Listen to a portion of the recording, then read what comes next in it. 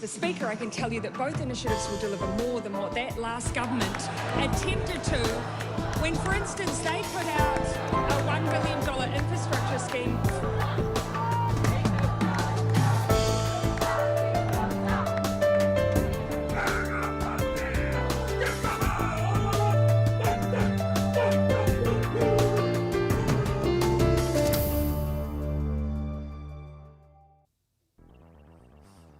Tēnā koutou, I'm Selwyn Manning and welcome to A View from Afar. And today we are joined by political scientist Paul Buchanan and a special guest once again, Dr David Robie, who is editor of Asia Pacific Report.nz and a renowned expert on Asia Pacific affairs. And today, in the second of a special two-part special, we will analyse how undercurrents of instability are rising with the Polynesian sector of the South Pacific, but also from the point of view of French Polynesia, and we'll look at that great significant power that is the intersect between Melanesia and Polynesia, which of course is Fiji. We'll look further into that. In the first half of this episode, we will identify what's going on in the Pacific powerhouse states, as I mentioned, New Caledonia, Fiji and Samoa. And specifically, in New Caledonia, for example, there is the third and final referendum on Kanaky independence. In Samoa, there is a new government, but only after the old guard attempted to resist democratic change, a move that caused constitutional crisis. And in Fiji, to add to the Prime Minister there, Frank Bainimarama's political headaches, is the question of how Fiji gets its NGO and aid workers out of Afghanistan. Then, in the second half of this episode, Paul Buchanan and I will dig deep into the latest from Afghanistan. The deadline for Western personnel to have withdrawn from Afghanistan is looming. That's in August the 31st US time and date. The Taliban leadership, it states it will not extend the negotiated deadline of August 31st, and the United States President Joe Biden insists that the US will not request nor assert an extension, although overnight, later this week, Joe Biden has ordered US military heads to develop a contingency plan. So, what does this humiliating withdrawal indicate to the world? Is this the realisation of a diminishing United States, a superpower in decline?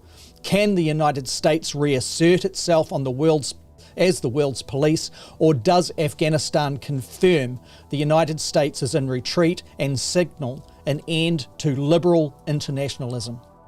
Okay, so let's get this show on the road, as they say. David and Paul are waiting for us online, and we'll just cross to them now. Tēnā koe, David. Tēnā koe, Paul. Kia ora to you both. Kia ora, and talofa and bula banaka. Good to be here. Bula vanaka to you and talofa to you too, David. Paul, I think I was just going to open there. I think we missed you've got something to say too, I think, as far as the greetings. Tēnā koutou, matua, David. And Selwyn, as always, it's a great pleasure to be with you guys once again. Ka pai. So, David, straight to you actually on these Pacifica issues. Now, if we start with New Caledonia, the Kanaky independence referendum, there's a lot packed into this. And once again, David, it's great to have you on board to make sense of the complexities in these three main issues we're going to be looking at with respect to the wider Pacific today. Can you talk us through, David, the final referendum on independence, Kanaky independence? This has gone on for decades, but it's coming to a crunch, is it? Can you talk us through, please? Well, very much to the crunch at the moment. Of course, Paris has done the dirty yet again by calling the third referendum early, a whole year early, under the Noumea Accords. This provided for three referenda, and the first one was in 2018, and then the second one was last year, and now the third one has been called for December the 12th this year. The pro-independence Kanaks wanted it to be the full term. They are very hopeful that they will get a yes vote eventually.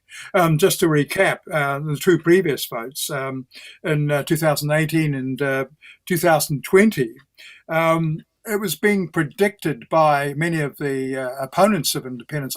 It was foregone conclusion, 70% will vote no.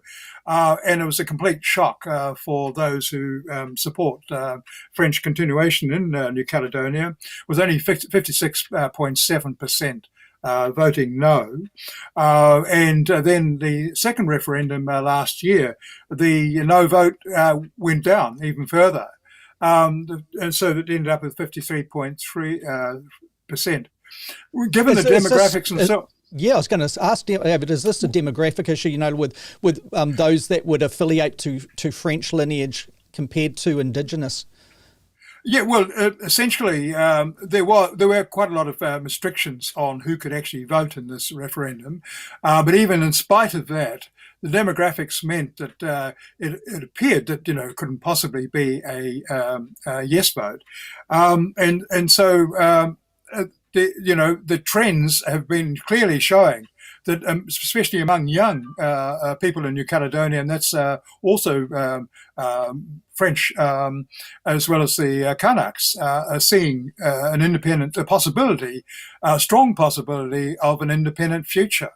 And this is what is the percentage between the two main groups there? If we look at it from ethnicity point of view, is that matching the vote? Well, no. The Kanaks are a minority, in their population. But the thing is that what is being shown up in these last two referenda is that both the Polynesian and other ethnicities are voting. More of those are voting alongside the Kanaks. And 25,000 people didn't vote in this last referendum. And many of those were on the Loyalty Islands, for example. Like there's three major areas in New Caledonia. There's the southern province, if you like, which is essentially dominated by white Caldoche. The northern province, which is long been established with a Kanak government, and then the Loyalty Islands, which also has a Kanak government, and that's been the case for many years now. But surprisingly, in the last two referenda, and I was at the 2018 one on the ground, but in both these last two votes, there's a lower vote, if you like, among the Loyalty Islands. So it's a real challenge for the Kanak organisers and so on to bring out the maximum they can get to take part in the vote. And that's why they particularly wanted to carry on until next year and to fulfill the full 2-year period for this next vote. But of course, the anti-independence people, they want it as soon as possible because they're trying to marshal their forces. And one of the things in the last referendum was a split between various anti-independence parties. Now they've grouped together and they call themselves Les Voix du Non. And they're really trying to pull out all stops to prevent independence. And of course, the scare tactics. We had, for example, Sébastien Lecornu, who is the Overseas Territory Minister. He visited New Caledonia for 3 months in November last year. 3 weeks in November last year. And various, government white papers that have come out from Paris have sort of warned of the consequences of New Caledonia becoming independent economically and so on, and warning that, France would reconsider its close support, the budgetary support, and all sorts of things like that. But I think the reality is that France would very strongly continue, even if New Caledonia does vote for independence. It is a major part of its presence in the Pacific anyway, you see. But we've got various scenarios that have been unfolding, and I think it's been quite dramatic, and it's quite extraordinary that I think there's been no media coverage in New Zealand apart from RNZ Pacific. But what we see at the moment, for example, the president of the Territorial Congress, the Parliament, the president is actually equivalent, I guess, to a speaker in our Parliament. Roch Guimitan, he's been just re-elected last month as the president. It's his third term now. So the pro-independence forces have generally been in ascendancy in the in the Territorial Assembly. But a very significant development also happened last month, a bit earlier on, when we had the election, and for the first time in 40 years, a pro-independence head of the government. That's the territorial president, and that's Louis Mapu. Who is from the Uni Party, the National Union for Independence. That's a smaller group than the FNK. The FNK is the main independence party, and that's where Rock Ramataan's from. Both of these are sort of like elder statesmen, if you like, among the Kanaky community. So you've got both key positions in the governance of New Caledonia who are pro-independence. That puts them into quite a strong position leading up to the referendum. And how so do you think, really considering too that New Caledonia has certainly been affected by COVID in large numbers. The pandemic was very early there, and it dug in deep into the population there. Some were suggesting that was because of the French connection, put it that way, that the transiting between. Actually, I just have to correct you a bit on that, Selwyn. It's actually French Polynesia that's had the sort of disaster, if you like, with COVID. New Caledonia's done really well, although it's got similar problems that it faces with French Polynesia. For example, it's only had 135 cases and only one in the last month. No fatalities at all. And this is in spite of France maintaining, power over immigration and so on, and so it's been subjected to the rises and falls at various times in France itself, and this has been the issue with French Polynesia. But because of tourism being a much major part of French Polynesia, of course, those who support independence don't refer to French Polynesia at all. It's Maho Nui, or French, quote unquote, sort of thing. But there, it's 40,000 at the moment. So I think the 40,178 and 328 deaths. So it's just a huge difference. So I suppose from New Zealand point of view, any COVID that's coming into a particular island state is an issue of concern, but the proportions are putting a relevancy around that you've identified there. With respect to on the ground, and how would France, how will it respond, do you believe, as this approaches closer to the referendum in December? And should it lose, what do you foresee as the way France would engage with the island state? David, before you answer, I'm going to pile on, just ask a question along with Selwyn's. It strikes me, if the independence side wins, then they run the risk of losing the privileges accorded to them by the French. For example, the New Caledonian bureaucracy is part of the French civil service. Its education system is part of the French education system. It has no tariff barriers on the importation of goods and services. And so the French could retaliate. I take your point that maybe New Caledonia is too important strategically for the French to mess with it once it becomes independent. They have 8,000 troops. The French Pacific Army is based in New Caledonia. But my thought is, what do the Kanakys expect out of this? Is there some backdoor deal being arranged so that they'll retain a semi-autonomous status, but they'll have more diplomatic presence? They'll be, their elections will not be run by the French, or do they run the risk of losing the quote-unquote benefits of being French, and they'll have to fend on their own? And then that opens up a can of worms with regards to COVID, with regards to Chinese influence, all those sort of things that have, and in the case of tourism, that we've seen in French Polynesia. So I was just thinking, from the pro-independence side, have they considered the cons as well as the pro of achieving full independence? Oh, absolutely. I mean, this has been a debate that's going on since 1998, when the Noumea Accord came in, replacing the Matignon Accord, which followed from the uprisings in the late 80s. I was there during that period. So this has been an ongoing debate. I think that within the Kanak leadership generally, and also amongst rank and file, that's the realization that if they win the vote, well, inevitably it'll become independent. It'll be a period of negotiation and so on.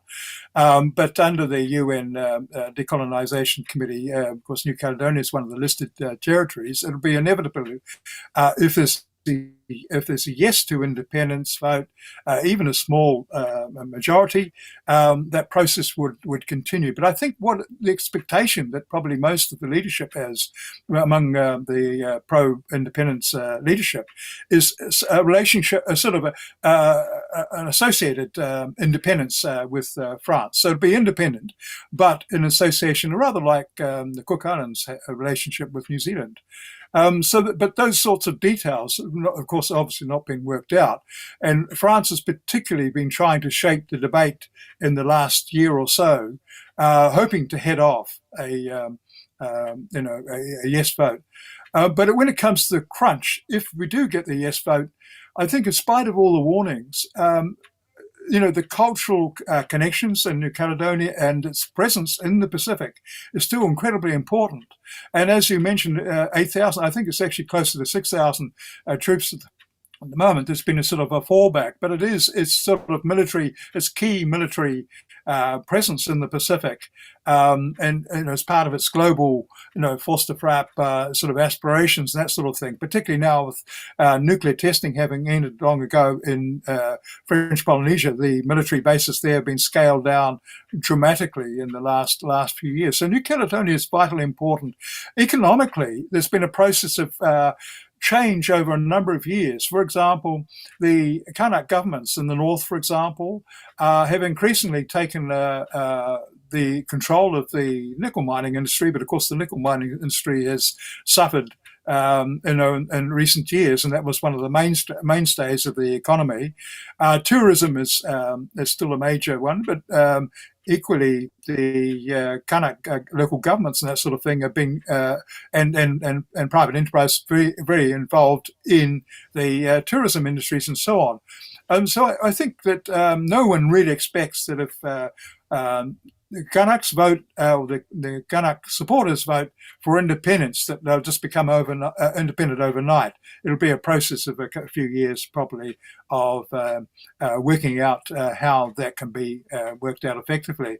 But certainly, okay. I mean, the losses in, sort of like the support for the government, for example, from France, there's a massive input into the budget and that sort of thing. Okay. Yeah, so let's move to Samoa, and also we will also discuss in part Fiji's position and conundrum there with respect to its NGO workers and aid workers in Kabul and what it can do about it, considering the mess that's happening over there. Now, so with respect to Samoa, for the viewers' benefit that are further afield overseas, there's been a democratic election some months ago which ended up with the incumbent, who'd been there for decades, refusing really to hand over power. A constitutional crisis was battled out in the Supreme Court in Samoa. There's accusations, isn't there, David, that there has been a feminist plot. Can you talk us through this, please? Right. Yes. Well, that's the most extraordinary latest development, you could say, in the last few days. This accusation by Taliban. He's actually been making all sorts of accusations for quite some time. You've got to remember, he was in power for 23 years. His party, the HRPP, the Human Rights Protection Party, is a bit of a misnomer these days. It was in power for 40 years. And as he once said recently, well, I was appointed by Prime Minister by God. He has simply shown all the hallmarks since being ousted or since being defeated of a authoritarian, very close to a dictatorial rule when he was Prime Minister. The irony is, of course, he always used to attack Bainimarama in Fiji, over democracy issues, things like that. But anyway, so just in the last couple of days, he was in an interview basically accusing our Prime Minister, Jacinda Ardern, of being behind a feminist plot to overthrow his government and that sort of thing. Does that kind of line work in Samoa? Who is he speaking to? Himself, his own party, the old boys club, or is he talking to the population? Well, he's attempting to talk to Samoans generally, but I think clearly he has lost the plot. He hasn't sort of understood that things have really moved quite dramatically in Samoa since the election. It was a cliffhanger in the election itself. Whāmi, I mean, she had just a majority of one seat initially, but of course, as the various court, hearings and the appeals have gone on, the HRPP have continually been losing seats.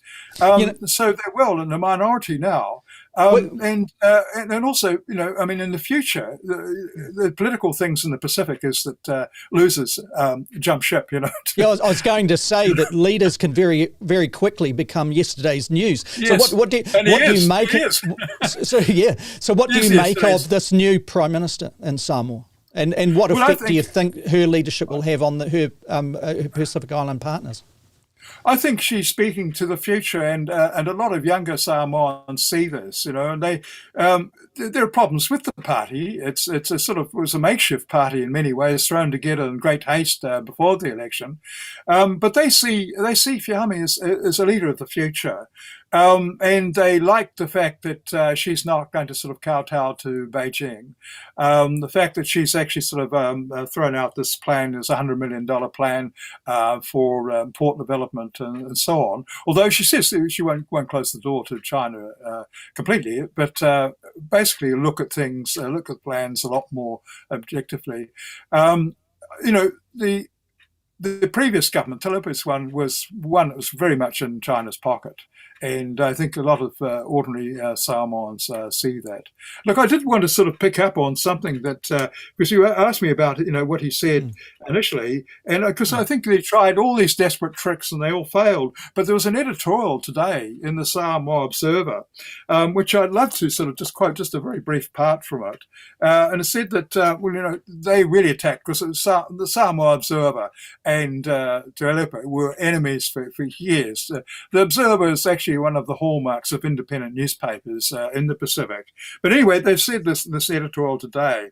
His finger-pointing has been spectacular, to say the least, starting with the judges of the Supreme Court and the Court of Appeal, to the Chief Justice, His Honour Satyo Sativa Peresi, to the former Attorney General, Brenda Heather Latu, and her husband and lawyer, George Latu, and the former head of state, Tupua Tumasasi Efe. You see, he's just lost the plot completely, I think. And the sooner he realises that and gets out of the way, the better. Paul, would you like to pick up? I got to smile, with these accusations of a feminist plot. It reminds me, years ago, Jerry Falwell, a religious leader, said that feminism was undermining the traditional family structure in the United States. And I used to tell my students, I agree with him. The difference is he thinks it's bad and I think it's good. I think that's fair comment. Some of our best prime ministers in New Zealand and this part of the Pacific have been women, haven't they? Well, but not only that, maybe some of Samoa's best politicians will be female in the future. And that begs the question, David. You've mentioned, that youth are coming up now. Obviously, we see a female PM. I was wondering if you could address, because I really am quite ignorant on the issue, the ongoing influence of nobility versus commoners in the governance of Samoa. My impression is that the nobility's influence is waning, but remains a power behind the scenes, even as, the common vote, if you will, is increasingly asserted its presence, to which I would add, how much is influenced by the expats? If I remember correctly, they're not allowed to vote, or am I wrong on that? But in any event, does the expat community have considerable influence over the future political trajectory that we will see in Samoa? I don't think that it's very significant, the expatriate community and influence at all. It's really the realities of the power connections and relationships within Samoan culture and society and so on. And to a point, the early point that you made about the erosion of the Matai system, if you like, yes, I think that has suffered. And I think, unfortunately, from Tulepe's point of view, he has actually done so much to undermine the credibility of that Matai chiefly class and so on. And increasingly, through his demeanour and his crazy type of accusations, one after another sort of thing, he's actually driven many of the chiefly support to this younger generation that's come through with the new leadership of the country. Let's pick up the Fiji element here, David. We know that Fiji has had a long-standing culture that has been, a positive influence around the world with its blue hat, United Nations peacekeeper, peacemaking kind of elements of its military. But this is something that's different again, isn't it? We've got this crisis in Afghanistan that is unfolding in real time before us right now. People trying to get out of the country, and Taliban have taken control of every square metre of the country. How does a country like Fiji, that has a significant component of people over there in the NGO sectors and also in the aid areas, how do they get their people home? Are they relying on the Australians and New Zealanders, and is that successful? Well, most of them either employees of aid agencies, NGOs, that sort of thing, or they have a security type role. Some with peacekeeper experience, background, that sort of thing. They've actually, in just the last couple of days, there have been quite a number of those Fijians living in Afghanistan who've been brought out with Australian help, and some have been flown to Kazakhstan. And I believe there's something like about 3 that are working for private security contractors at the moment. And they are still there. There was a bit of discussion in the local media in Fiji about Monday or Tuesday of this week, where a number of the Fijians said, we're going to stay here. So I'm not entirely clear because I've seen a number of reports from ABC, for example, that sort of thing, about those who have been airlifted out thanks to the Australian assistance there. But as far as I'm aware, there are still a number of, possibly as many as 6 still in Afghanistan. And they have said that they want to stay there as long as possible. And they felt positive about that. The immediate near future is obviously uncertain to them, and Paul and I are going to pick this up in a few minutes after a transition break. But David, in closing, and Paul, please do come in on this as well. What are the solutions? If you look at the region, there's so many different issues of potential instability from the point of view of the referendum in Caledonia, from the point of view of transition in Samoa to new generation or a new makeup of leadership and governance there.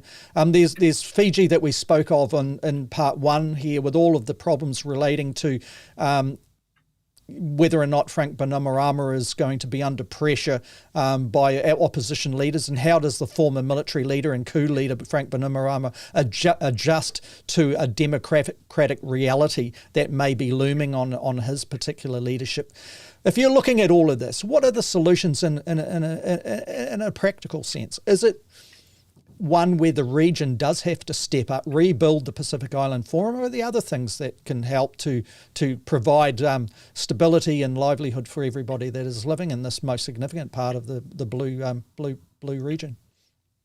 Well, I don't think there are any easier solutions at all because, even the forum, as you mentioned, is in disarray, and there's been fragmenting and splintering there. But I don't think it's all bad news. I actually think that I'm quite optimistic that there are, in process, a number of quite remarkable changes happening in the region. And we can see this in Fiji. There's probably going to be a change of government next year in the Fijian election if providing the Bainimarama Fiji First government doesn't try to rig things to prevent an election and so on.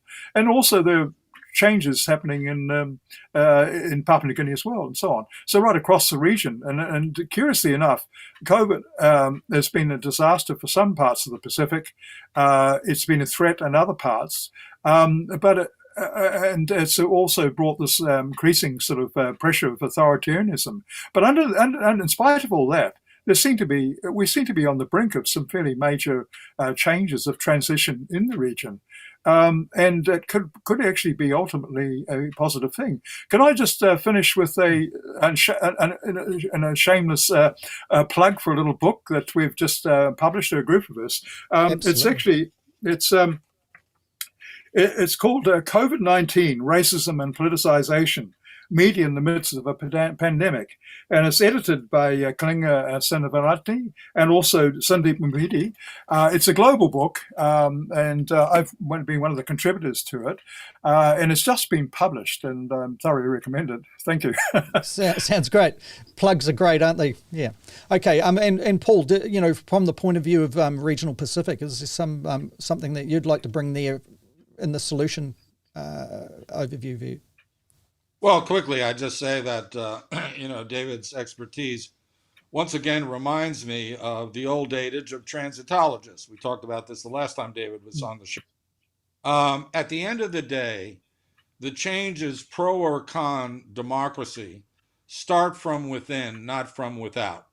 And so all the external manipulations, for all the influence mongering of aid organizations and NGOs, at the end of the day, it's the people of a given country who will decide which form of rule they would prefer going forward. And I think there I coincide with David in that I think within the limitations of a pandemic-stricken region, but a region doing a lot better than many others, this presents a window of opportunity because it's a test of governance. And some governments will be found wanting, and they could well pay the price for having been found wanting. Others will rise to the occasion. And so their approach will be reaffirmed. One case in point, of course, is us here in New Zealand. So I actually share David's optimism because between generational change, between the influence of not social media, but modern telecommunications that allows dissidents to communicate directly about, let's say, a protest and that sort of thing, I actually see that the future can be bright once we get through the pandemic phase and then societies open up fully. So watch this space because the Pacific region, the South Pacific, may be an antidote to the wave of authoritarianism we see sweeping other parts of the world. Okay. Well, thank you for that. That's part one coming to a close. David, thank you very much. Ka pai to your contribution to today's podcast. Thank you again, and I hope to have you as a guest in the near future once again there, David. Thanks. Thanks so David, much. you're always welcome back. Yeah, absolutely. Take care now. Bye-bye.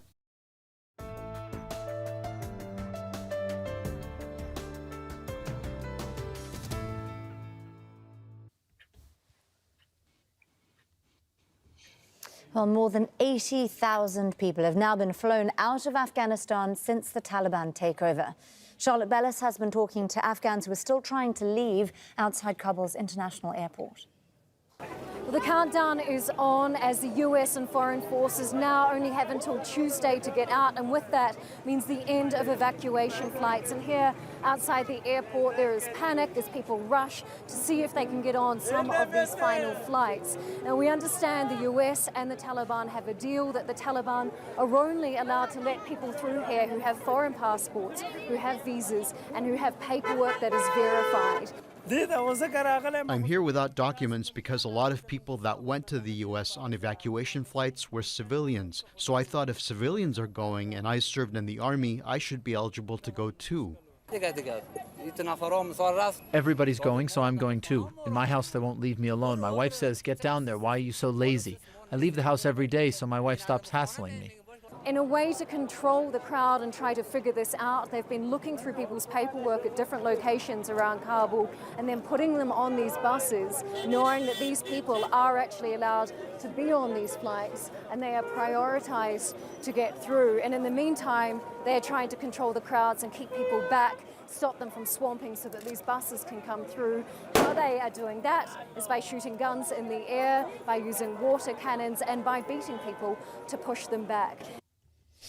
So, Paul, that's a news report from Al Jazeera that came in overnight. There's obviously chaos there in some ways, and in other ways it seems to be a success from the point of view of getting many thousands out already. But the reports are suggesting, coming out of the United States, that there is still at least 10,000 United States citizens that remain in Afghanistan. Whereabouts they all are is anybody's guess, and the Taliban are firmly in control, clearly, in filtering who is getting on the buses to go to the airport.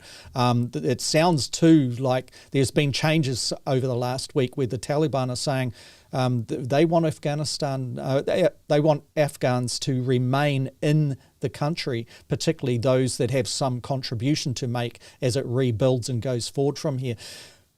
What do you make of the situation, Paul? What are the key points that we should be considering here? And then when we stand back from the whole thing, what does this signal with respect to the United States' position in global affairs?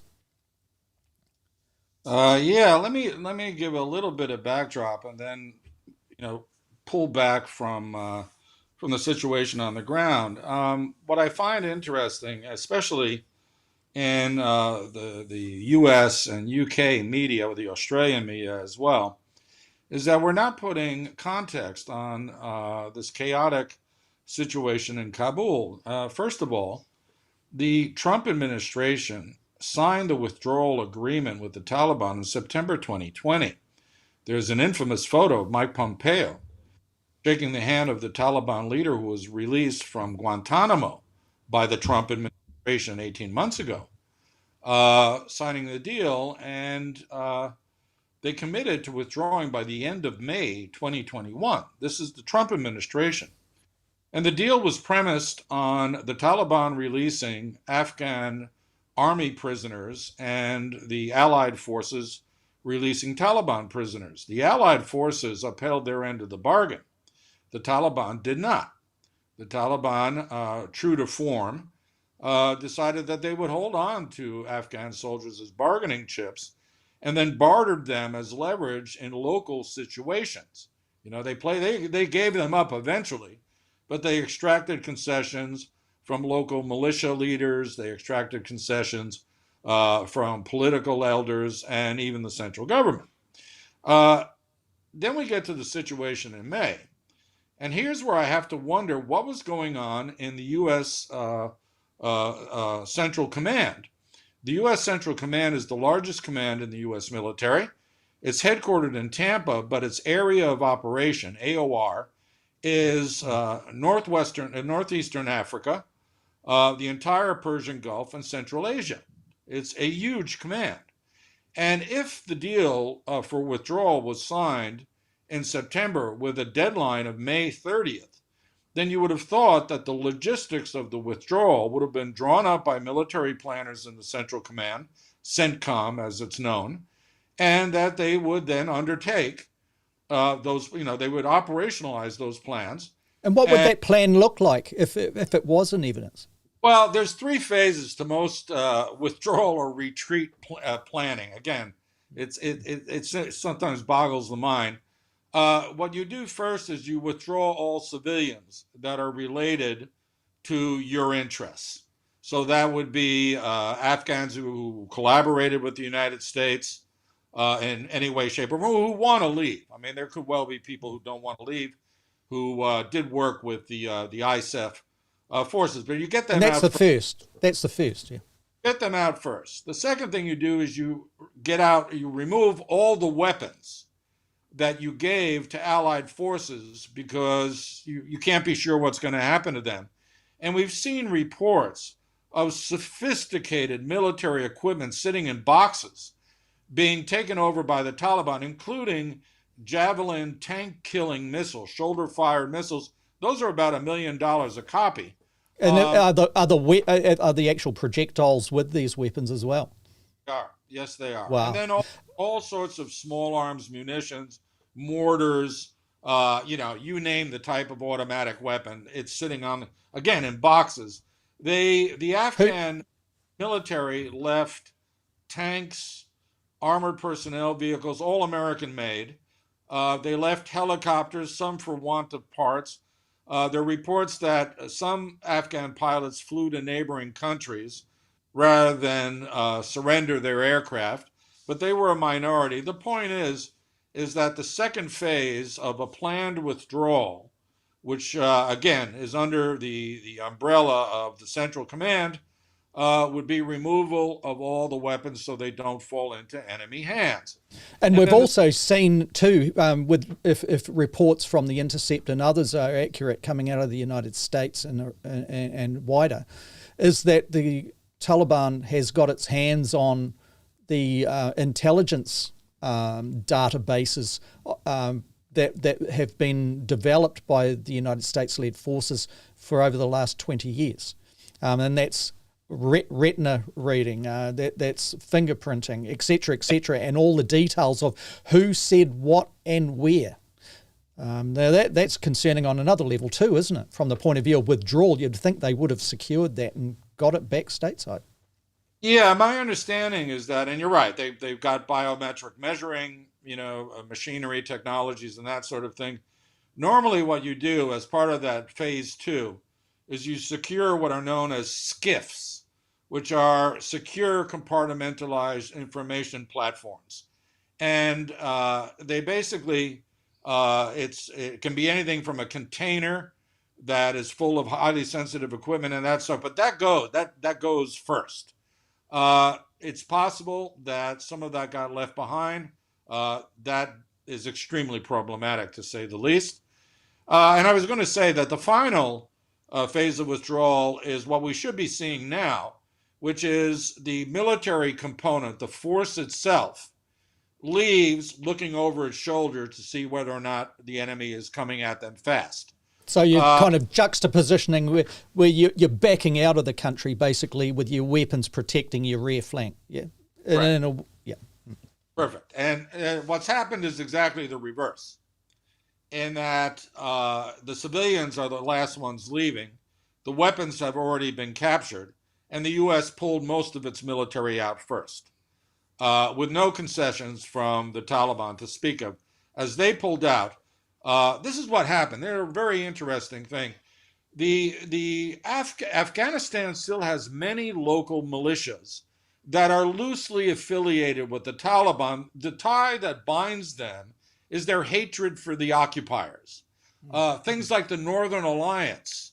Remember the Northern Alliance from the 9/11 days? And, they were allies of the United States against the Taliban. They're still around. They're still anti-Taliban. But think of it this way, and again, this has now been written up by special forces operators who were on the ground when the deal was struck. They said, okay, so if you're a local militia guy, you see the United States has just cut a deal with the Taliban to withdraw its forces in entirety by a fixed date. What are your solution sets? You continue fighting hard and get killed off, or you cut a deal with the Taliban. Heck, if the big army cut a deal, me and my small army, we better cut a deal too. It turns out it's the Afghan way of military diplomacy.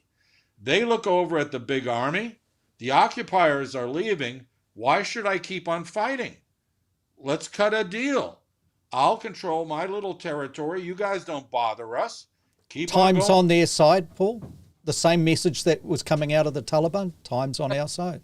Same message. I think that the Taliban will have a day of reckoning with all of these regional militias and local warlords. That day is going to come. Afghanistan is not going to just lay down for the Taliban. Again, this is Afghanistan 2.0, if you will, just like the Taliban are a different breed of Taliban. But the point was that was very visible.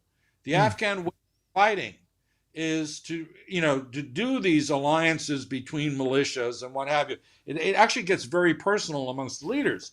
And so their decision was, you know what, we're going to cut a deal and they can take Kabul as long as they leave us alone, and we do have some sort of semi-autonomy, and that's actually being spoken about by the Taliban right now. So if we pull the United States back into scope on this, and it's, you've described something that you must have been scratching your head at first and then watching with dismay in the mid to latter stages of this withdrawal. Where's the fault lines, Paul? If you're going to proportion blame at this stage, and we know that the information coming out is yet to be analysed in thorough context, is it CENTCOM? You've brought them into scope here. Is that where the problem lies? We talked in part about and put the question to the audience and ourselves last week with respect to, was there an intelligence failure, or was there a communications failure, or was there a message failure going between the leaders of the United States, for example, Trump and Joe Biden, and also their appointed leaders in the intelligence communities? That was last week's questions. This time, CENTCOM seems to be well and truly in scope. Can you tell us why, Paul? Well, I would say that the root of this problem is the politicization of the upper echelons of the U.S. military under the Trump administration. Not that they just got people who obeyed Trump, but people who didn't want to run afoul because they thought they could do better if they stayed out of Trump's way, and that sort of thing. I don't know. There clearly has been command failures in CENTCOM. I've seen nothing that suggests that the leadership of CENTCOM, which are 4-star generals, there's more than one of them, they should be fired. I mean, I hate to say this, I'm a civilian looking in from the outside, but this debacle rests squarely with them, because they could call in all the logistic capability of the United States to do a phased withdrawal, and they did not.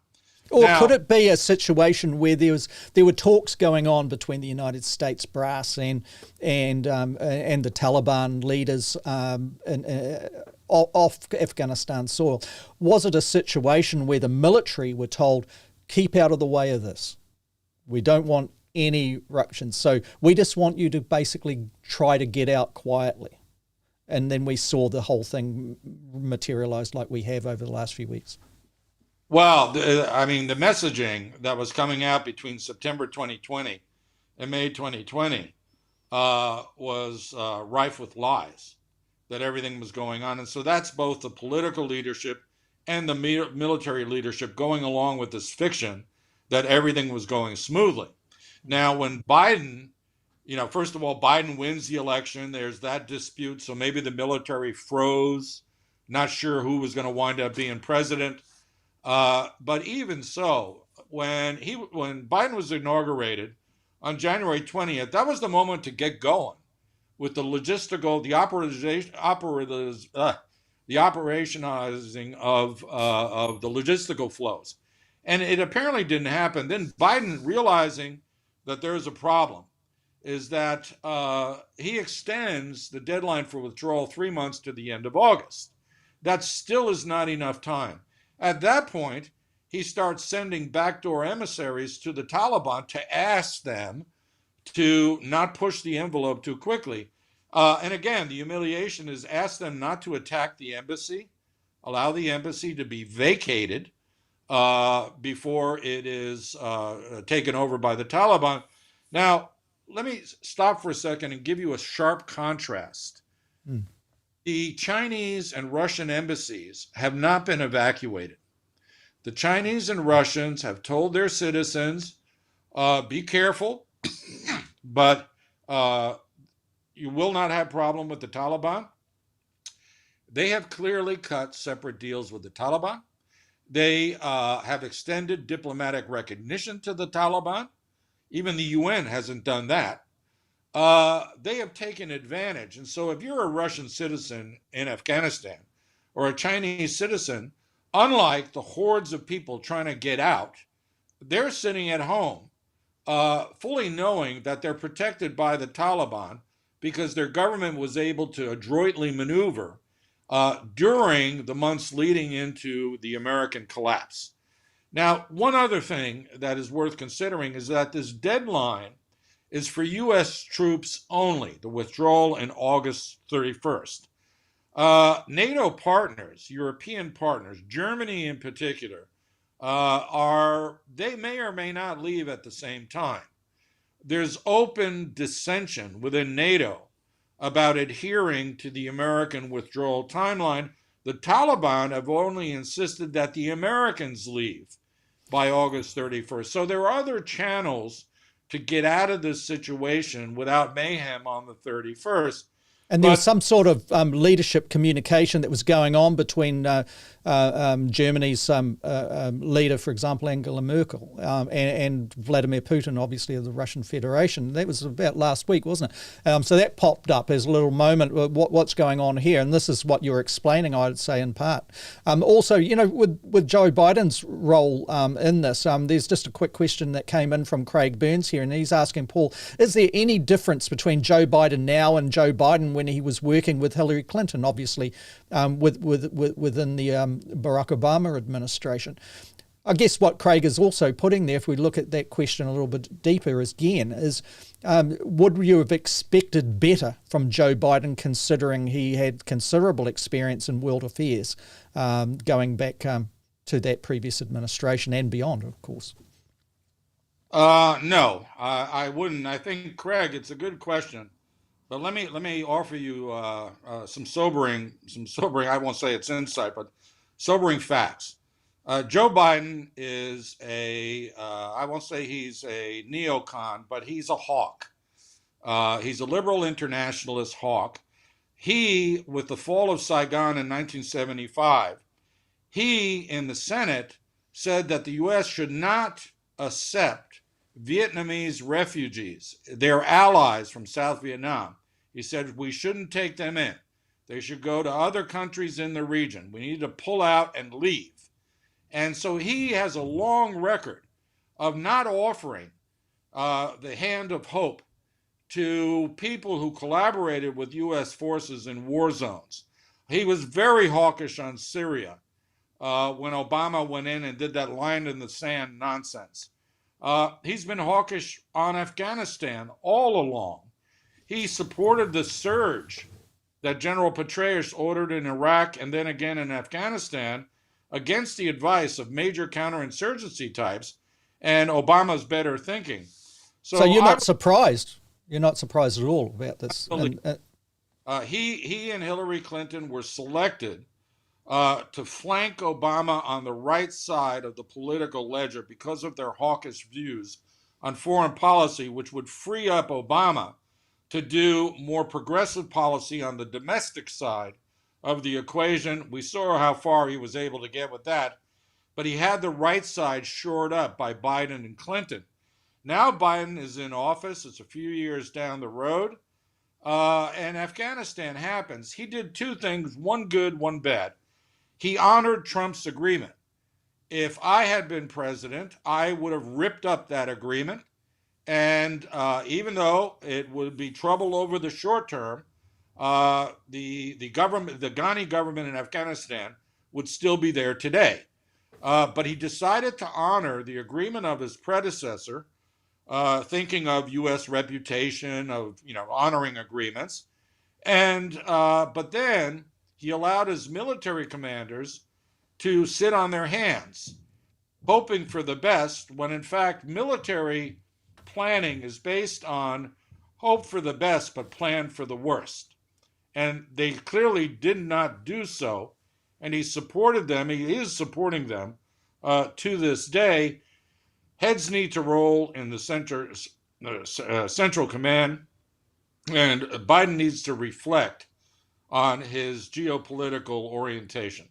Let's look at the damage then, Paul. What is the damage to the United States' reputation on a global stage? And I'm talking about the big picture kind of positions here.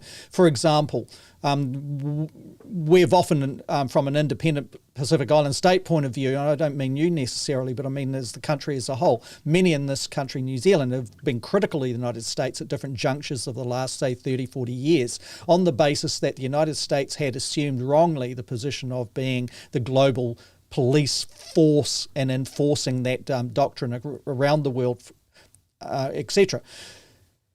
Has that changed? And is it a thing where, I know we've discussed on emails leading up to this program, is this the end? And if so, why is it the end of the United States dominance of that doctrine we might call the liberal internationalism? If you can take us through that, because I think this is forward-looking, isn't it? This is what we can expect in many respects over the months and years ahead here. Yeah, I think this is the death knell for liberal internationalism. For the viewers' sake, liberal internationalism is a U.S. foreign policy belief that it can spread the combination of market economies and political democracy around the world, often using military power to do so. So it's about regime change of an economic and political sort. And that's been the guiding premise, the guiding light of U.S. foreign policy since the late 1990s. It has conservative and liberal versions, but the thrust is the U.S. is the world's policeman for a reason. It alone can push the combination of capitalism as the economic form and democracy as the political form, and everybody will benefit from that. The assumptions layered into that are so many, we can't even begin to discuss them here, but the arrogance, what I call imperial hubris, is clear. Everybody's going to become an American mini-me if they're exposed to our beneficent presence. Well, guess what? 9/11 happens, and I would say the seeds of the demise of liberal internationalism were sown, however unwittingly, by bin Laden on 9/11. 9/11 happens, the U.S. invades Afghanistan to get rid of the Al-Qaeda and the Taliban, and here we are today. It also goes into Iraq for no good reason, arguing that Saddam Hussein had something to do with 11 when in fact he did not. In fact, he killed jihadis as a matter of course. The U.S. starts getting overextended and bogged down in these wars of opportunity because Afghanistan became a war of opportunity as soon as the Taliban and Al-Qaeda were defeated in 2002. They were physically removed from Afghanistan for the most part, and yet the occupation kept on. And so the occupiers are in Iraq, the occupiers are in Afghanistan. What happens in Iraq? The occupation leads to the creation of ISIS in the Sunni-controlled homelands, where many U.S. personnel died in the battles of Ramallah and Fallujah. That's where Daesh emerged. And so, let's not forget Libya and regime change efforts there. There's Libya, which is now out of control. We have the Mahdi army, the Iranian-backed militia in Iraq. So, disaster in Iraq. 100% disaster, led the spillover effect since ISIS went into Syria, spilled into Syria. The U.S. did much of nothing, and so then the Russians appear, and they are now the largest and most significant extra-regional presence in the Levant, thanks to the U.S. intervention in Iraq as it crept into Syria. In Afghanistan, you get 18 years of nation building, and as soon as you decide to call it quits, the Taliban are back in a flash. And what's interesting is that in the U.S. media, there's all this beat up about how Al-Qaeda is coming back to get us. The Taliban are going to welcome the Al-Qaeda and they're going to get us. That fails to recognize that the Taliban don't want Al-Qaeda in Afghanistan because the Wahhabists and Salafists are more fundamentalist than they are. The Taliban are Afghan nationalists. Now, their notion of nationhood is a lot smaller than, say, an American's. But the fact is they're not one and the same. The Taliban are very unlikely to give Al-Qaeda safe haven, much less Daesh, after all they've been through.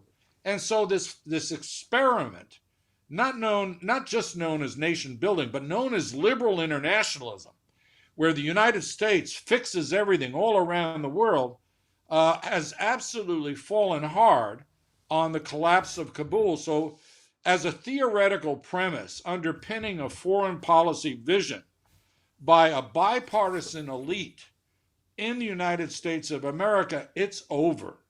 It's over, it's done, and that's probably for the good. I mean, what's it mean for the rest of the world? And what's it mean for the United States, those citizens inside? Well, think of it this way. There's this clamor about the retreat of the United States is going to lead to, you fill in the blanks, world chaos, people kicking dogs, I mean, all sorts of crazy stuff. The fact is, the U.S. is not going to withdraw from everywhere in the world. It has security commitments based on self-interest that will require it to maintain a presence, and in some places, that presence will be welcomed as opposed to being rejected. There are whole spheres in the world, let's say Latin America, that really feel no need to have a U.S. presence. They've felt it heavily over the years. The United States can keep to itself, thank you very much. In Southeast Asia, they want the United States there as a counterweight to expanding Chinese influence, including military presence. And so the U.S. needs to withdraw from the idea that it can be a world hegemon, and I won't say retreat, but gain a measure of good sense and perspective and intervene in the world in the places where it can make a difference for good, and leave places that are beyond its capacity to affect change to their own devices, because here's the deal. We are about to see a phenomenal thing. We are about to see the Russians go back into Afghanistan. We are about to see how the Chinese deal with the Taliban. Those two countries, whose strategic interests are a lot closer to Afghanistan than the United States, they are now the main players in the equation about Afghanistan's future. Pakistan is in play, as we've said. India has to be in there somewhere. Iran, of course. Those are the countries that have the countries of the future going forward, though the ones rightfully or wrongly that are going to be in there. It'll be interesting, like you identified last week, how they interact with the Taliban leadership. And that perhaps it would be right to suggest that will start to materialise that engagement in the months very, very soon. Yeah. Yeah, let's think of it this way. I mean, you know, the various stands, Kazakhstan, Kyrgyzstan, which does not share a border, but which is close to Afghanistan, Uzbekistan, all of them have little iridescent movements, Islamicist movements. The word is that the Taliban victory is going to encourage jihadis all over the world to go back to what they were doing in the early 2000s. They're going to be bombing in London, bombing in Spain. I beg to differ. The Russians, the Chinese, the last thing they need is a Taliban victory to encourage, for example, the Uyghurs into a generalized uprising. The last thing, well, pretty much any country needs is for small cell lone wolf jihadists to start running amok again. And we've seen Turkey being sensitive to this by Turkey making firm statements that it's going to be protecting its borders from even refugees coming out of Afghanistan in a big way. So the region is on tenterhooks. What I find amazing is that, again, and especially the U.S. media, the right-wing media, are beating up on the fact that, oh no, the specter of jihadism is back. As was 2 months ago, the gravest threat to the United States, Australia, and New Zealand when it comes to terrorism is right-wing extremism. That has not changed because the Taliban took Kabul, nor will it change. In fact, some are saying that the crazy part of this is that some right-wing factions in the United States are cheering the Taliban on because they see it as standing up to the deep state and all that sort of weirdness that is the American right these days. So what I see is the politicization of the collapse, where there's a lot of finger pointing. And so the right points at Biden and says he's senile, he's incompetent, when in fact, that's not the problem. The problem is he's hawkish ideologically when it comes to foreign policy. That's Biden's major flaw. And so, and to absolve Trump of any involvement in this debacle is to be hallucinating, because he is responsible. I happen to agree the U.S. had to withdraw. The majority of Americans happen to agree that the U.S. had to withdraw from Afghanistan. You couldn't go on forever with no end in sight. The Taliban, of course, they could go on forever. But they didn't agree to a cot case, a complete situation of chaos that's materialized before our eyes. That's on Biden. That's on Biden. I mean, he should have managed that withdrawal. Yes, he got handed a bad deck, as we said last week, but he had months to get his military commanders into line and to prepare this thing in an orderly way, and he did not. I'd love to see, someone will write a memoir and say why that is the case. But the point is this: we can finger point partisan reasons all we want. The hard fact is, it was the philosophical premise of liberal internationalism that led, however indirectly and unintentionally, to this collapse. If you didn't have the view that you could be the world's policeman and change any country in the image of the United States, then you wouldn't be in Afghanistan in the predicament that it is today. So, I try to steer clear of the partisan squabbles and look to the bigger picture. And I think what we have here is a failure of imperial hubris. Mm. Thank you for that, Paul. Thank you for your contribution in both part one, which was obviously looking at the Pacific instabilities and certainly the detail in each of the three countries we focused on today with David Robie, and also for digging in deep and making sense of what is happening in Afghanistan and the big picture thing about what that means for the United States, both domestically, externally, and for countries around the world. And just for a last word, I'll just bring up on screen a comment that was just made by Liz Hughes, who's a follower and watcher of our podcast, and she makes the comment: many of us knew that Biden was hawkish, which he showed very soon after being elected by dropping bombs on poor Yemen, more so than the dreaded Trump. That's a view coming in from Liz Hughes, who's based here in New Zealand. Thank you very much, Paul. Take care. We'll look forward to your company this time next week. That is Thursday midday New Zealand time, and also that equates to around Wednesday evening 8 p.m. Eastern Daylight Saving Time in the United States. Until that time, take care. We look forward to your company once again. Goodbye.